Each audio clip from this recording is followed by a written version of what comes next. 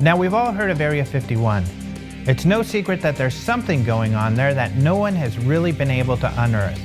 But what about the area known as S4? A man named Bob Lazar first brought this alleged ultra-secret facility to light. Shrouded in controversy, now someone else has come forward. Dan Burrish claims to have worked at S4 in the early 90s.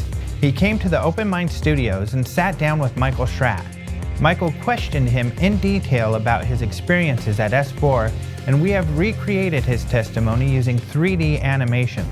Take a look at what Mr. Burrish has to say and decide for yourself if he's telling the truth or not. I have no problem talking about him. As I related with him subsequently, I still have some difficulty talking about my feelings during that original event because he was hunched down, and there was a joke made amongst the military who was present. They said, "Well, go ahead and take a look at Stump." His name is Dan Burrish, and the encounter he is speaking about is with what was allegedly an alien being at the secret facility known as S4 just outside of the infamous Area 51. He was clearly being mistreated, and I had immediate sympathy. So who is Dan Burrish, and how was it he came to be in the presence of this alien known as J-Rod? I'm basically a cellular biologist, genetic modeling, as well as worked in biodefense area. In this exclusive interview with Open Minds, Dan explains that it all started in 1986 when he was approached by a secret government agency known as Majestic 12, the purported code name of a secret committee of scientists, military leaders, and government officials supposedly formed in 1947 by President Harry S. Truman to investigate UFO activity in the aftermath of the Roswell crash. Ultimately, the popularized Majestic 12 wanted me to work, meaning up at the R4800 Papoose facility, just south and to the west of Groom Lake. The reason being is that the glycoprotein was a fundamental focus, if you will, in a problem involving a being's disease. From Area 51, I was bused to an even more highly secure facility located about 15 miles south of Area 51 called S4. Area S4 was first brought to the public's attention in 1989 by Bob Lazar. In this video, Bob describes many aspects of S4, including the hangars that supposedly held alien spacecraft. The hangar was equipped with typical tools and extensive electronic equipment. I know for certain from word of mouth in the facility that equipment had been in there for a number of years. And that would be inclusive of the time that Bob reports that he was working in there. His first flight up to Groom Lake was December 6th, 1988. Ex-CIA pilot John Lear remembers when his friend Bob Lazar first started working at Area S4.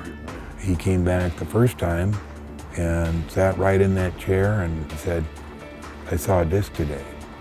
And I looked up, I said, "What?" And he said, "I saw a disc today." I said, "Theirs or ours?" He said, "Theirs." I said, "You went to Groom Lake?" And he said, "Yes." And I said, "Then what are you doing here? Why don't you work for a few weeks? You know they followed you here." He said, "The reason I'm telling you is because you've taken so much crap over this in the last 6 months, even from me, that I wanted to tell you they're real. I touched them. It's true." Now, for the first time, Dan goes into strict detail about his involvement and observations of S4. Based on Bob Lazar and other testimony, I had created detailed blueprints that Dan reviewed, going over every part of the complex. According to Dan, there were 5 basic levels to S4. Each level had its own specific purpose within the complex. Level 1 was where the hangars, or bays as they were referred to, were located. The bay was basically open with single concrete stanchions right over the top of each of the bay walls. And right above that is where the bay door would rotate. Bays 1 and 2 contained what looked to me to be the same item, sport model. The term sport model comes from Bob Lazar's account of what he described as a dish-shaped craft at Area S4. In this recreation, based on Dan's testimony, we have modeled what might have been a tour down the catwalk overlooking the hangars in the S4 complex. The sport model shimmered like diamond-encrusted silver. The two that I saw were both mounted. They were mounted on the little conveyors to go down to the 1B level, and they were not up near the front of the bays. In bay number 3, sat under a tarpaulin, allegedly. I was told that it was the P+24 Roswell craft. I never physically saw it, though. Number 4, the Orion craft did in fact look like a hemisphere in the center. However, it was flat gray. It appeared to be setting flat on the surface of the bay. It did not appear to be mounted. What was 5? Nothing. Nothing. It was open. There was nothing sitting there. Really? Okay. Wow, that's interesting. Okay. Bay 6 was a reproduction of Bay 3 under the tarp. So 5 was open. We know what 6 is. 7. Another tarp, and I do not know what was under it. These tarps looked like I couldn't lift it up. Really? They were extremely heavy. Were there? But they were extremely form-fitting. At least I would believe so because of Bay 6 versus the alleged Roswell craft. Dan, were there tie downs for these tarps? Bungee cords, wires, strings, ropes, anything? Not that I saw. Nothing, huh? Not that I saw. Dan, what was going through your mind when you were actually seeing this? I mean, this is just incredible. What was your gut reaction when you saw this for the first time? It was really exciting for me. But the thing that captured my attention the most is Bay 8. Bay 8, okay. There was a beautiful, it looked like black mercury. Really? Diamond, it was basically triangular shaped. Okay. Isosceles type triangle.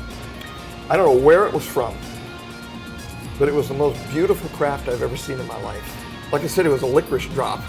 It was this triangular molded looking licorice drop that was, if I could envision what it was made out of, it would have been made out of, again, black mercury.